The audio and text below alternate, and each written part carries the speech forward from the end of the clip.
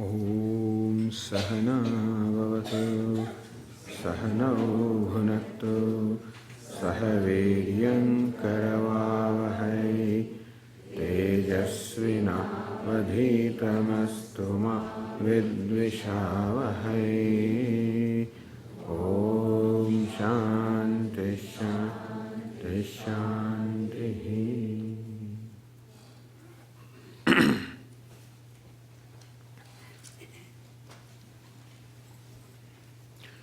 Before we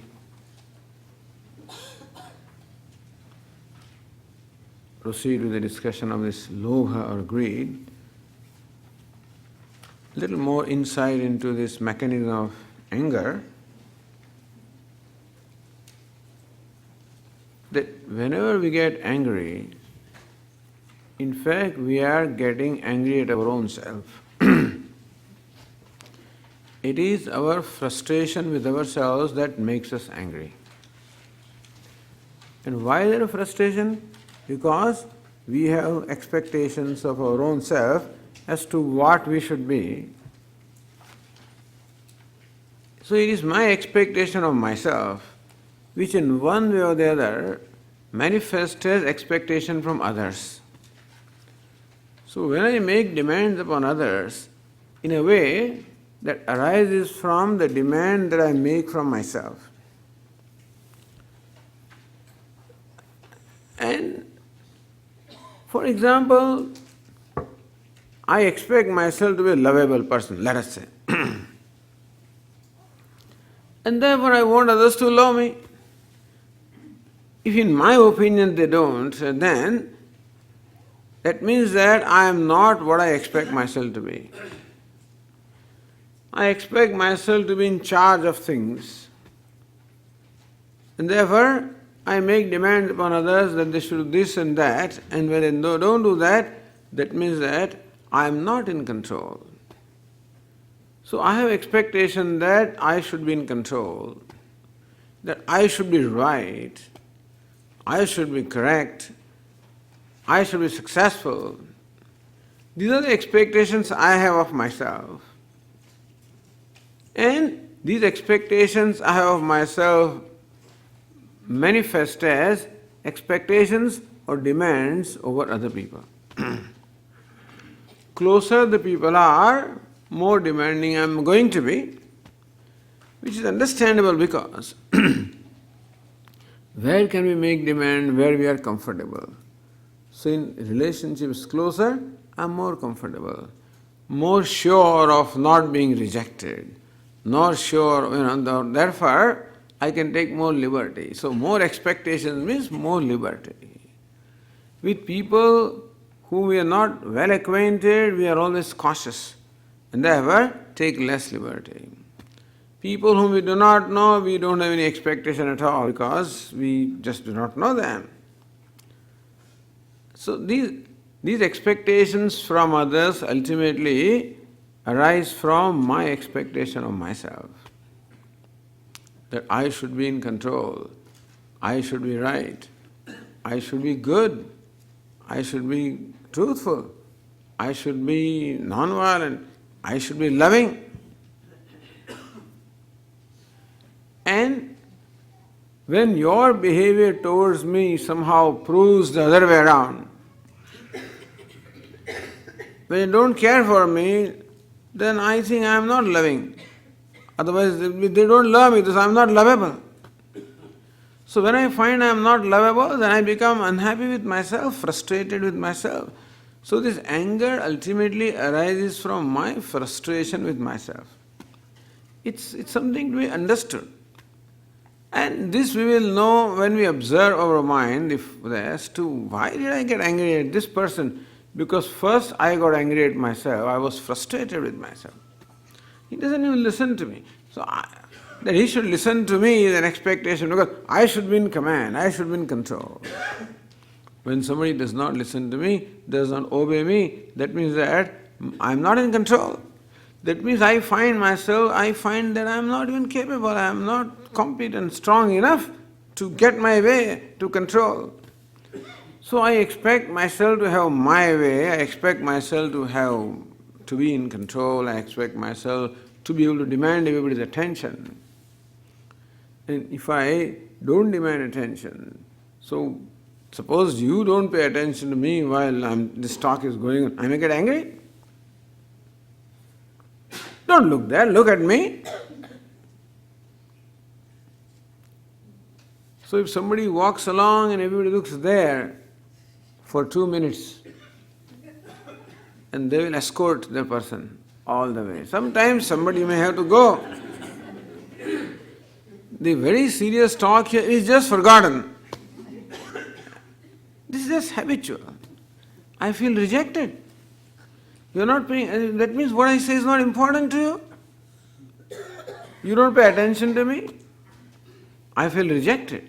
It is a rejection which makes me frustrated with myself. It results into anger at you. So every time anger is there is inside a sense of hurt or rejection.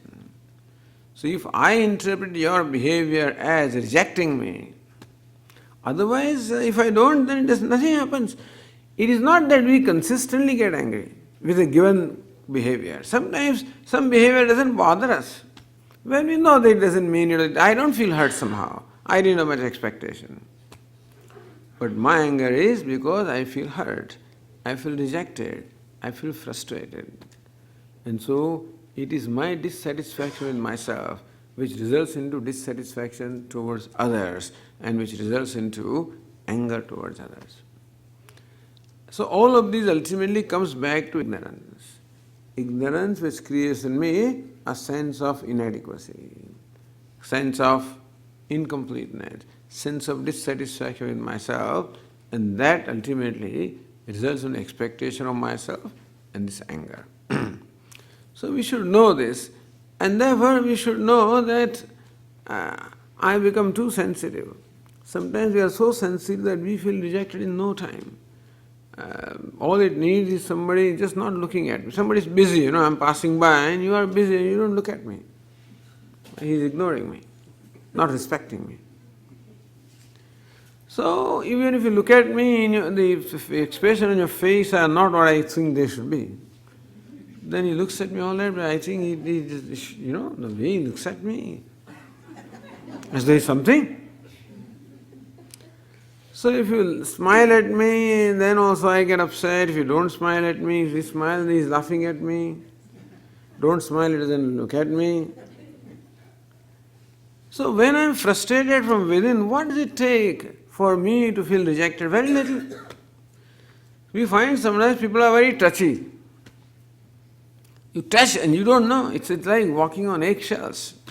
Sometimes you don't know how to relate to some people because you're like walking on... You never know when person will blow up. It's like those walking in minefield, when it will blow up. That is because person has so low self-esteem and such strong need of being loved that ordinary expression of love will not be satisfactory. So stronger the need I have, more the possibility of feeling rejected and more the possibility of feeling frustrated and angry. Sometimes I express anger outwardly, sometimes I don't express it outwardly, but then it's inside, that is called frustration. So when I express outwardly, it's called anger. Express inwardly, it is called frustration. But this is a very stressful thing. It disturbs the mind, makes the mind very agitated, and ultimately makes me sad. The result of anger is sadness. And more often than not, I wind up saying or doing something out of anger which I regret later on, which causes again a sense of guilt.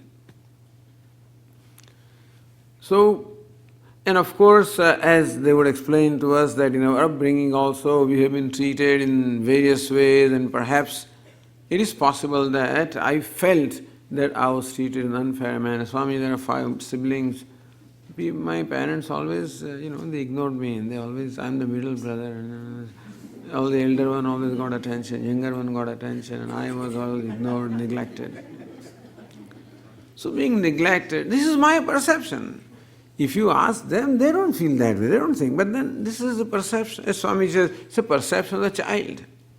So as we are growing up, we have perception of our own self, and everybody is frustrated because it cannot be that world can fulfill all my desires anyway. And so my parents don't fulfill my desires, I feel they don't care for me, I feel rejected. There's a lot of sense of hurt and rejection is already stored in there, in subconscious or unconscious, wherever it is. And that very often comes out. So it takes something. It just is triggering by somebody that my filled up or stored sense of frustration, rejection comes out. So even in the childhood, I felt rejected again and again. Sometimes you may have a parent or an elder who is very demanding. And so you are so enthusiastic, so happy that you passed your examination. You come home with a scorecard and show it to your father. So what's your rank? 6th rank. 6? Look at your brother. 3rd rank. Look at your cousin. 2nd rank. So you can never satisfy some people. And so you struggle to satisfy them. And so all of these kind of things also are there within ourselves, which make us very sensitive. Sensitive to being hurt. Sensitive to feel rejected. So anger is a result of my feeling rejected. So when I have an expectation from you, when you do not fulfill my expectation, I interpret that as rejection. So my demands and expectations, if you fulfill them, then alone I feel accepted. Then I feel happy. So a strong need on my part to feel accepted by others. And that results into these expectations, etc. And so understand this mechanism and realize that this is a no-win game. Because it can never happen. How much, people can do things for me? How many expectations can they fulfill? They have their own problems, they have their own needs, and they have their own expectations. If it doesn't have the time and leisure to every time fulfill my needs. And so we become more expecting we are, more difficult we become for other people to deal with. People avoid us. If you are a demanding person, expecting person, sensitive person, likely to get hurt, then people avoid dealing with you because they don't know how to deal with you. So more complex a person is, more difficult it is for other people to deal with.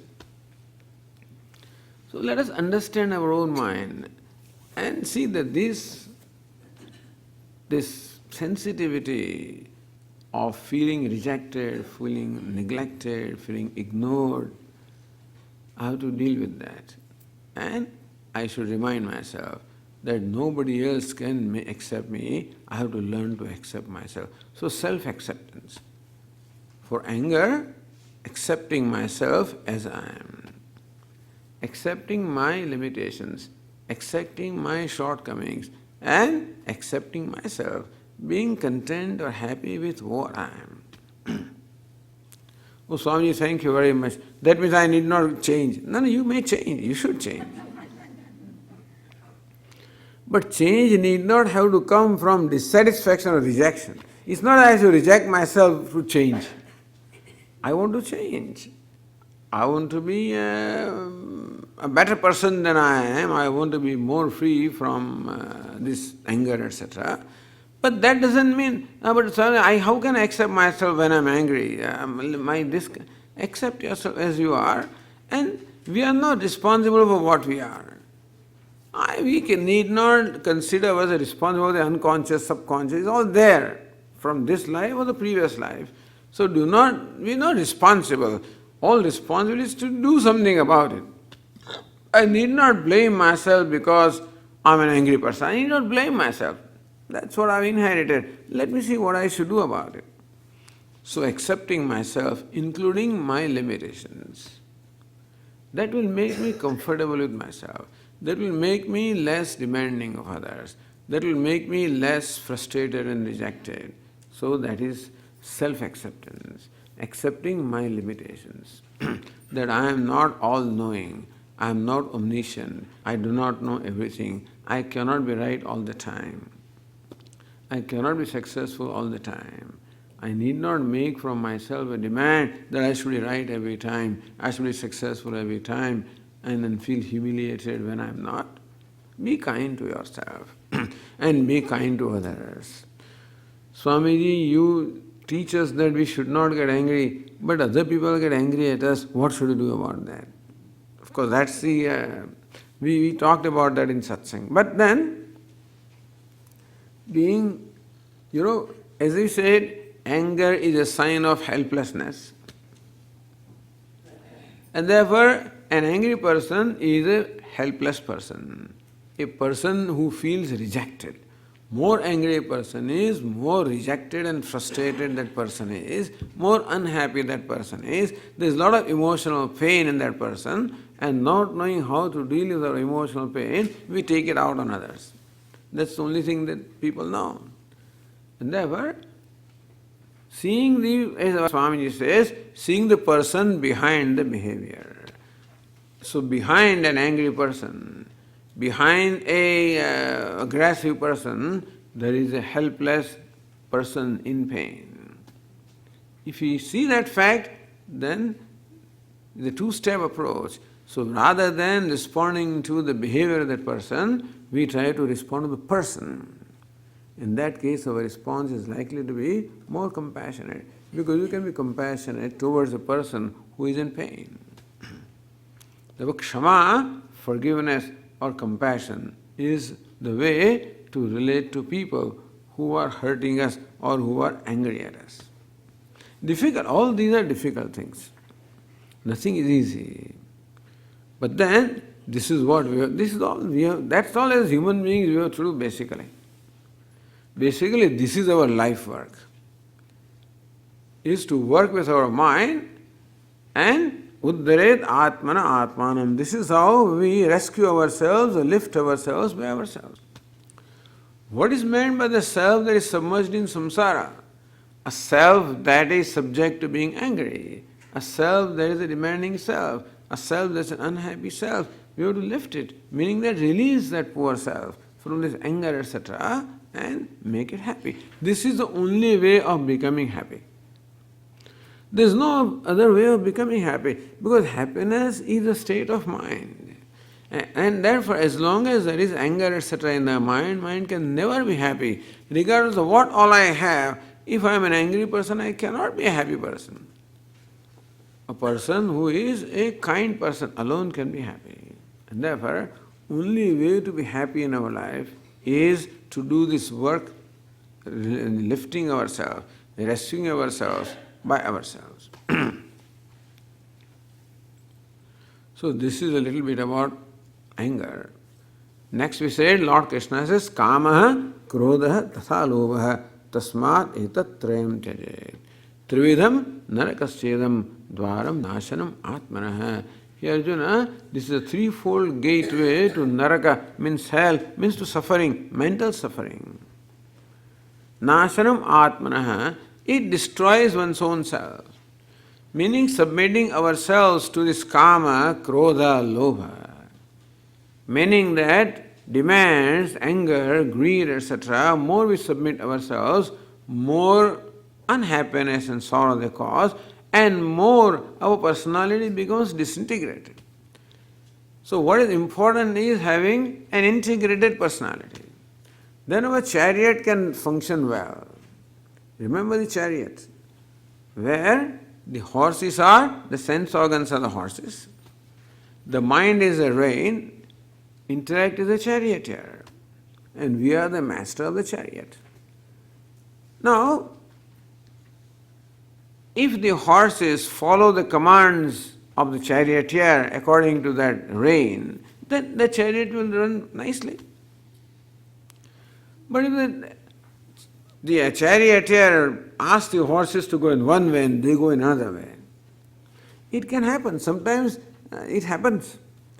The horses are tempted, they are hungry, let us say, or they see grass in the ground as they are going along the road, they see green grass in the ground next, and they get tempted. So this fellow wants to take them ahead. They want to go there. So there is a big struggle going on. It is quite possible that the horses will not obey this charioteer and will go where they want to go. Similarly also it happens that our senses want to do what they want to do. My charioteer, meaning my intellect, says to my palate, come on, don't eat this, this is not good for you. Your stomach is already full, your calories, 2000 calories, already 3000 calories that are consumed. And therefore, this samosa is no good for you. But my palate says, I will eat it. And so, horses do not obey the charioteer. So then there is my personality is split personality. It's in total disarray. And therefore a person whose mind is thus agitated in this array, he cannot enjoy peace of mind, he cannot be happy. So what we need is our chariot functioning well, where the horses follow the command of the reins follow the command of the charioteer, and charioteer has a knowledge of where is the destination and what the path is. So we discuss the destination. We are the destination. What is the path? Path is self-purification. Meaning, making the mind free from these reactions. That is called lifting myself by myself, rescuing myself by myself. How do I rescue? When I see anger, I release my mind from these negative feelings. So, this is what we want. Therefore, and we should know then alone, only when the chariot is running well, that is when we can be happy and successful. Kathopanishad says, Vijnana sarthiryastu manah pragrahavan narah sodvanah paramapnoti tad vishnu paramam padam. A person, in whom the charioteer, the intellect, knows, has the right discrimination. Manah pragrahavan naraha, he has the reign of the mind in his control, meaning that the mind does what the intellect says. And the horses also follow the instruction of the mind. So intellect tells the mind tells the senses, and senses interact with the world. So actions are performed, all the interactions are performed at the level of senses. They are commanded by the mind, and the mind in turn is instructed by intellect. If mind has its own mind, which is generally the case, intellect keeps telling the mind does. Mind is what? An emotional faculty, impulsive faculty. So as when we have these impulses of kama, krodha, etc., mind will not listen to the intellect. It is those impulses that dictate the mind. And when there are those temptations in the sense organs, they will not listen to the mind, they will do what they want to do. So right now the sense organs, the horses, are controlled by the temptation, therefore wherever they see something, they run there. The senses run. Moment you see something in shop, I want this. Let us have this. Let us eat it. Let us see this. Let us go there. And so whatever the senses keep on telling, person does. Mind has all kinds of emotion. Sometimes it gets angry, sometimes they are frustrated. And intellect doesn't know what the goal of life is. Miserable life. So happiness is when the chariot of our life is running smoothly, when there is an alignment between the charioteer, between the reins and the horses, alignment between intellect and the mind and the sense organs. Intellect is the thinking and knowing faculty, mind is the impulsive and behaving faculty, and sense organs are the active faculty. So understand that all our interactions are done by the mind, not by the intellect. So very often we are very wise when we are advising others. Because that time it is intellect which is doing things. But when we are behaving, it's not the intellect, it's the mind that is behaving. So how much of this wisdom of the intellect has percolated into mind? This anger is in the mind. The greed is in the mind. The demands are in the mind. Mind is the habitual faculty. And all these impulses are in the mind. So it is the mind that has to be slowly and slowly trained by the intellect. So udharet atmana atmanam. By the intellect, by the understanding, discriminating intellect, may you slowly train your impulsive mind and make the mind free from the impulses. That is the life work. So how long will this take? What else is to be done? So whatever you do, make everything an occasion of doing this work. So this work inside is going on all the time, meaning that we are observing the attitudes and tendencies and emotions and impulses of our mind. And this learning of Vedanta helps us understand where they are coming from, why anger is there, why demand is there, why these various impulses are there. So understand them. And identify the causes of them and deal with the causes. So effect goes only when the cause goes. This constantly takes place. This work goes on. So this is, sometimes they call it Pratipaksha Bhavana also. Pratipaksha Bhavana means deliberately taking the opposite position. So Kama, Krodha and Lobha. Lobha means greed. Greed means what? Not being satisfied with what we have. And therefore we want more and more. This is greed. Greed has two aspects. One is not being satisfied with what we have, and secondly, not parting with what we have. Not being satisfied. I'm not satisfied with what I have. Why? I feel insecure within. So my insecurity within makes me feel that I need more for being secure. Because I am seeking security from wealth or from power or from prestige or from fame, etc. These are the means of feeling security. An insecure self is seeking security from these worldly accomplishments. And I do have money. I do have some fame also. I do have some recognition. I do have some importance in the society also. I have that. But am I satisfied with them? No. When I did not have them, I thought that if I have that, as I told you the other day, when we came to the United States, all we needed was $25,000. If I have that, I'll go back to India. By the time you come to 25,000, your target is already 50,000. By the time you come to that point, it is 100,000. And there is a million. Whatever. Not because of needs, because never feel secure. Don't feel satisfied. It is inner insecurity that creates dissatisfaction with what is, and therefore it results into desiring more and more and more. This is greed. And all these sins in the world are committed on account of these three: Kama, Krodha and Lobha. Lust, anger and greed, these three are responsible for all the sins. Mahashano Mahapapma.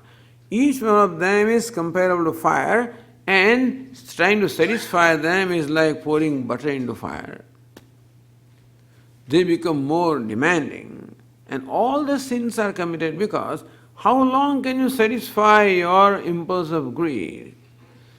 As long as possible, you will follow the path of dharma to satisfy your needs, but then a time will come when your needs will overcome your commitment to dharma, and it will force you to take shortcuts.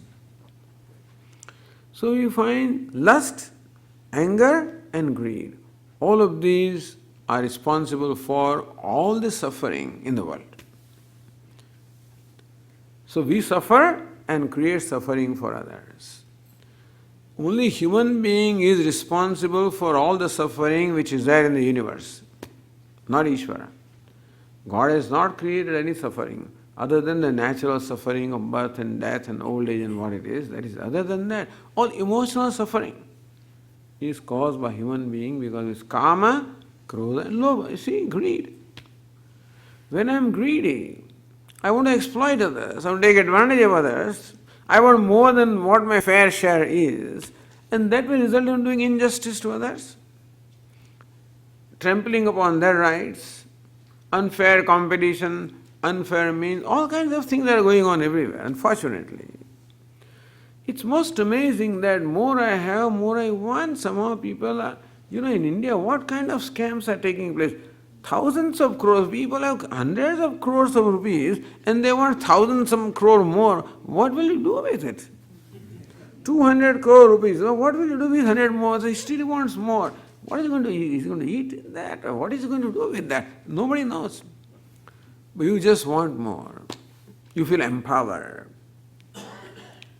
And so the equation here is more you get, more you want. So Shankaracharya says, Artham anartham bhavaya nityam nasti tata sukhalesha satyam. Artham anartham. All of these things are artha. The wealth, fame, power, all of these fall in the category of artha. We have these four purushartha, dharma, artha, kama, moksha. Artha purushartha means this. Shankaracharya is anartham, meaning it brings all calamities along with it. Nasti tata sukhalesha satyam. Understand that there is not an iota of happiness in any one of these things. Putradapi dhana bhajam bhitihi. More you get, more insecure you feel, more suspicious you become, to such an extent. Shankaracharya says, this is 1200 years ago, that a wealthy father has fear even from his son. Because I think he's waiting for me to pop up. That's what the father may think. Because son has it easy, he doesn't do anything, and so he's just waiting. At least there is a fear. So these things create more insecurity. They do not give us a sense of security. In fact, they create more insecurity because more you get, how to preserve it? So in India, they say that you make so much effort to get a position, political office, a chair, and then there are a number of people who are pulling the chair. This is how things are in India. And this story I may have told you, this Indian exporter, one person exporting from India to the United States, exporting crabs, this is a sea creature, and it's transported along the sea in big ships. The crabs are all packed in crates and then they are transported. It takes perhaps maybe 2 weeks or whatever before it reaches the other end. And things being what they are, these crates are sometimes made properly, they are not made properly. By the time we reach the other end, it gets broken. So once these people found at this end, Americans found that so many crates were open and still all the crabs are intact. Crab is a sea creature, it should walk out. It's coming along the sea, understand? And with open crate, the crab should leave and go into sea. They did not do that. So they wrote, so what kind of siddhi you have? What kind of magic do you people have, Indians? That your crabs, even though these crates are open, the crabs are all intact.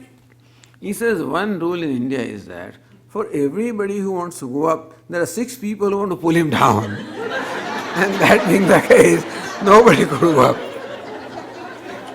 So this is how, but once you reach there, so that is how once you get a chair, then you're always afraid there are 6 fellows who always want to pull you down. So in fact it creates more how to hold on to the thing.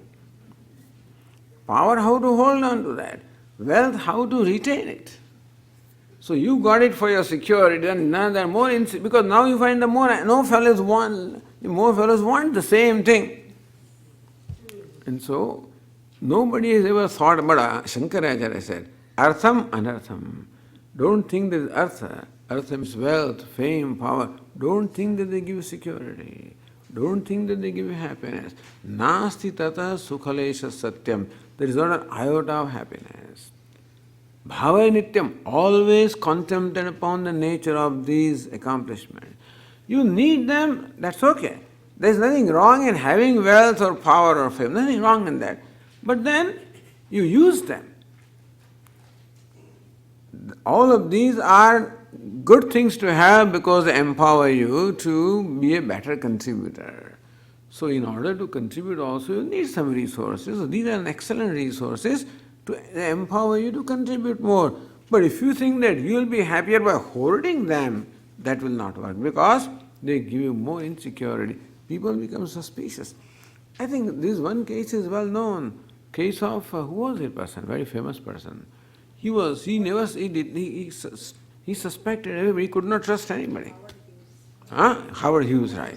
And he isolated himself in some island or somewhere, so insecure. He could not trust his, let alone relative, even secretary also. They will take away. Now he may have gone crazy and something may happen to that person. But to some extent everybody has that. He may have it in extreme measure, but to some extent everybody has this.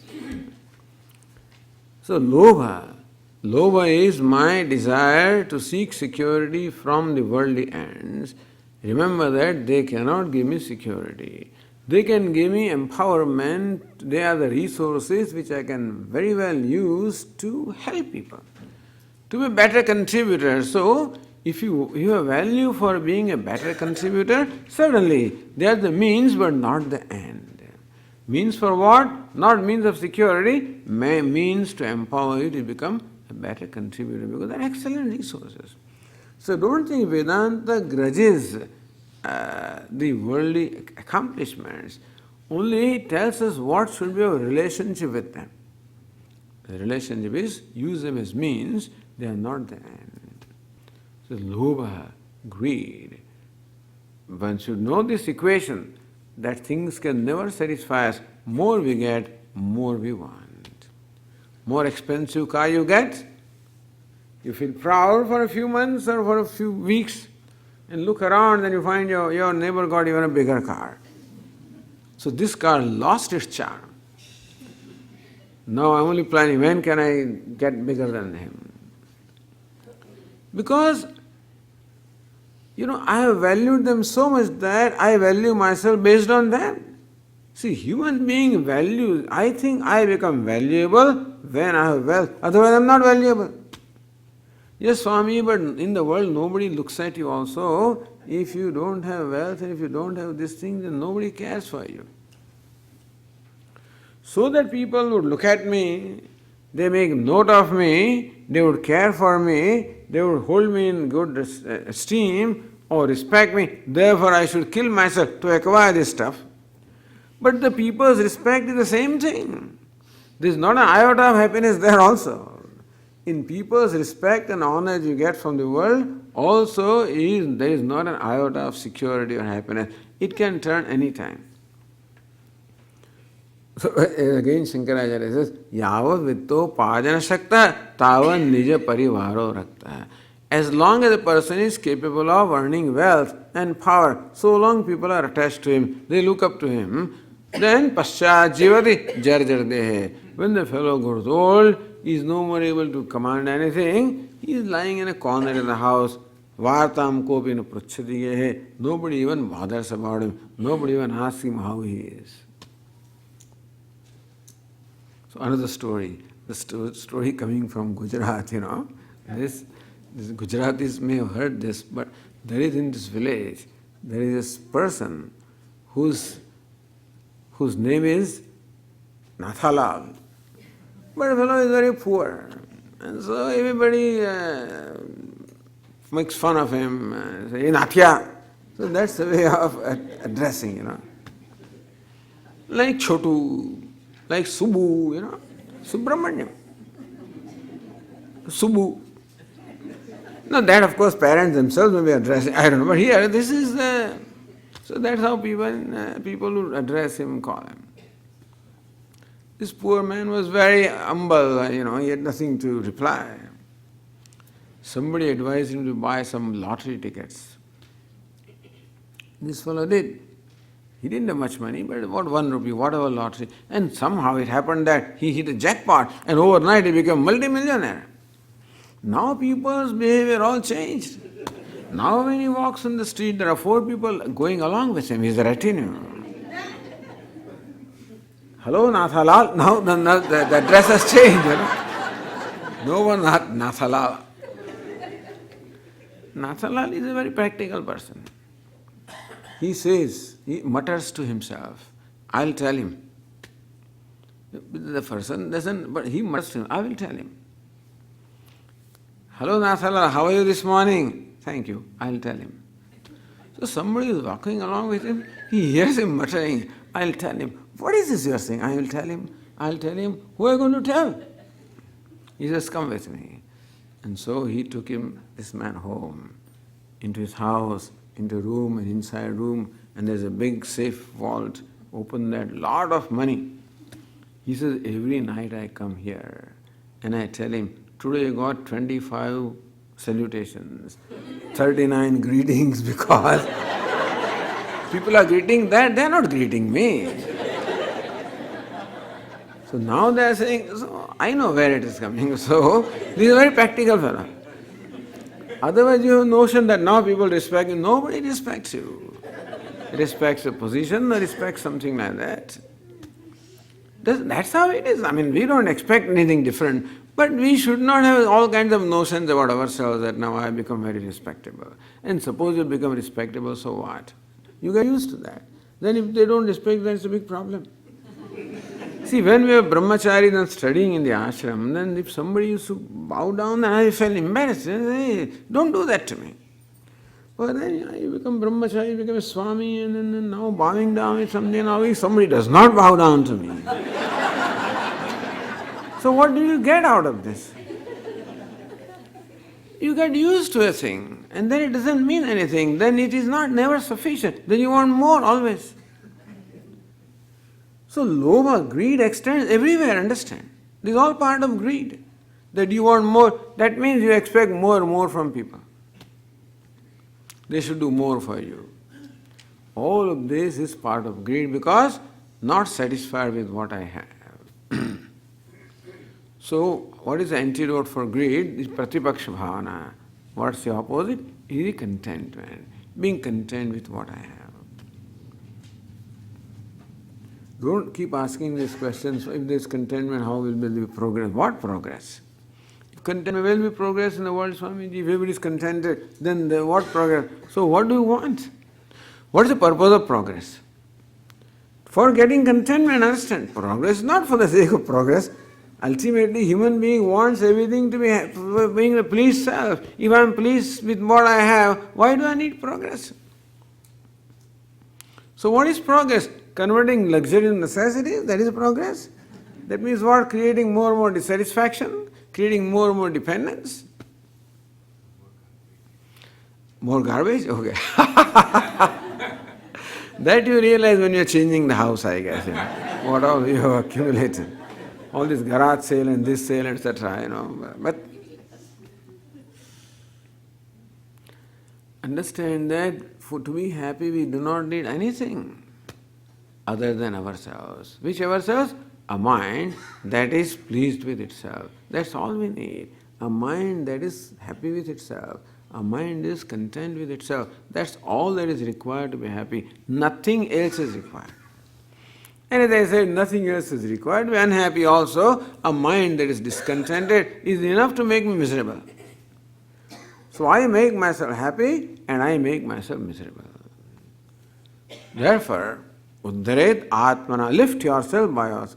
Make from miserable mind, make it a happy mind by turning it around, by releasing it from these impulses which arise from wrong notions, wrong values.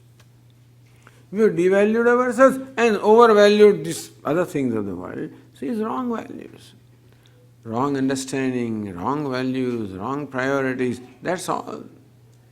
So Vedanta teaches us the right understanding, that you are all right as you are. It's a great comfort that I am the 10th one, but I don't experience it. You will experience it. Swami, you say it, keep telling me you are Ananda. Where is Ananda? I don't experience. You will. At least let me acknowledge what Upanishad teaches me, Satyam Jnanam Anantam Brahma, that I am Brahman, which is Satyam Jnanam Anantam Vijnanam Anandam, that Ananda is my nature, and the means of experiencing Ananda is my mind. As long as the mind is all outward looking, so long how can I experience myself? So all I need to do is to make my mind inward looking. abiding mind. It will abide when these inner enemies are slowly driven out. I actually welcome them so far, thinking they were my friends. This anger has come because it was very convenient for me to scare other people and throw tantrums, and get my way. When a child is growing up, there are siblings and other people around, and older people, bigger people are there, and he feels threatened. And so, how can he get his way? By screaming and throwing tantrums. And so, he found, hey, this is good, very convenient. Now my mother did what I wanted. So, he uses it as a tool. And that's how anger was adopted as a friend, as a tool to get my way. Now it has become my boss. That's all. And so, the value of becoming and recognizing that more free I am, happier I am. So this is Uddharet Atmana Atmanam. Lift oneself by oneself. Magnam samsara varidhau. This mind, this impulsive mind that is submerged in the samsara of kama, krodha. What is samsara? Kama, krodha, lobha. The lust, anger, greed, etc. samsara. In that the mind is submerged. The impulsive, habitual mind has to be lifted, rescued from that, and has to be brought in alignment with the new understanding which the intellect has, with the viveka or the discrimination. This is a constant battle. It's a lifetime battle. But then there is rewards are immediate. One good thing about this is there is drushta-phalam, meaning immediate reward. So you will discover that once you could keep the anger under check, that you now understand your value for becoming free from anger, and now you could, how do you keep it in check? By being compassionate to the other person. That's the pratipaksha bhavana. You are able to do once, you feel so good about yourself that, hey, I conquer, I am successful. You will feel that you've done something worthwhile. You will be proud of yourself. There will be acceptance, happiness with oneself. And so even once we do this, once I conquer my sense of greed, what the greed does, it makes me dishonest, makes me tell lies. And my internal revenue, this thing, that, whatever it is. So wherever money I have to part with, there is always a problem. And so I take shortcuts, I use all kinds of gimmicks and jugglery and trying to, but basically makes me dishonest. I show the honesty someday, and I part with that. Very difficult to part with money because there is a lot of attachment, but I do that. It may be painful. At the same time, I'll feel really, so telling truth even though it may not be convenient. But Swami, what will they think about? Let them think. And suppose you are able to tell the truth even though it is inconvenient, sometimes painful, but as a result of telling, you feel proud about yourself. So even a little ground that we conquer from these enemies, every little inch of progress will create a sense of success, self-worth, and give you more confidence. And that's how you can progress in this fight with the what we call the inner enemies.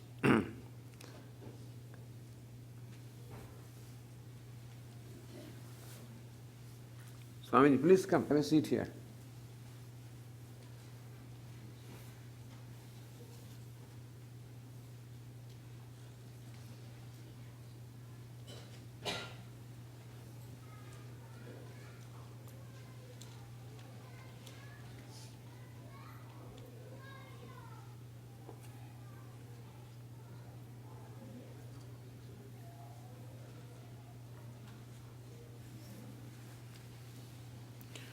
And we'll conclude the discussion by saying that we have all the reason to be positive and hopeful for the very simple reason that basically this kama, krodha, lobha is not our nature.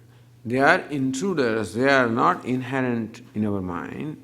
They are intruders, therefore they can be removed, and inherently each one of us is not an angry person. We are is inherently compassionate, kind, good people. Each one of us is kind, good, loving person by nature. And that being the case, we have to be successful, but that's our nature. So this is an aberration.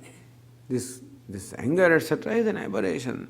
It's something which is temporary, which can be removed by the effort of Pratipaksha, by the main that we discussed during these classes. And in that, you seek the help of Ishvara. So Bhagavad Gita says, Yatra Yogeshwara Krishna, Yatra Partho Dhanurdara, Tatra Shrihi Vijayo Bhuti Dhruva Nitir Matir Mama, where Yogeshwara Krishna is there and Dhanurdara, that means Partha, wielding the bow, is there. So we are Partha. Wielding the bow means making this effort. And always with a prayerful mind that Lord Krishna should be on our side and seeking His grace. So, seeking the grace of Ishvara, being a prayerful person, and His help is always available. So, with the combination of our effort and Ishvara's grace, definitely, like Pandavas were able to win that battle, we also definitely win this battle. And as we said, every little thing you conquer, the result is immediate in terms of self-worth and self-satisfaction. So that is how the Kauravas are the enemies and Pandavas are the divine tendencies, and this battle is won even though the Pandavas are fewer in number and the army is smaller, but because they have the strength arising from Lord Krishna, and therefore they win. Krishna should be there, meaning that Ishvara should be there very much in our life. We will find that our efforts are not, very often there will be disappointments. Sometimes we lose this battle. Sometimes we find that in spite of all our effort, the anger got better of me, and then we will find that is okay. Swami Vivekananda used to say that do not worry about the defeats, do not worry about failures. All that is important is continue. And so the success is built over a number of failures. So you may feel now and then, Swamiji, I'm not successful, the anger gets over me.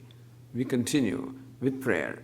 So with seeking Ishvara's grace and our effort, this has to work, because otherwise there would not have been Mahabharata, would not have been Bhagavad Gita, the teaching would not have been there. That just shows that this internal struggle also works, and that's how the success is gained. That is the Uddharet, that's how we rescue ourselves by ourselves. With that, we conclude here.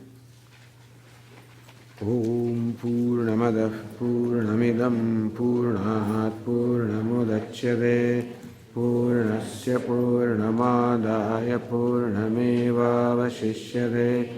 Om Shanti Shanti Shanti. Shankaram Shankaracharyam Keshavam Vadarayanam Sutra Bhashya Krutau Vande Bhagavantau Punah Punah. Ishvaro Gururatmedi Murti Bheda Vibhagine Vyoma Vadvyapta Dehaya Dakshinamurtaye Namaha. Om Shanti Shanti Shanti. Hari Om. Shri Gurubhyo Namaha.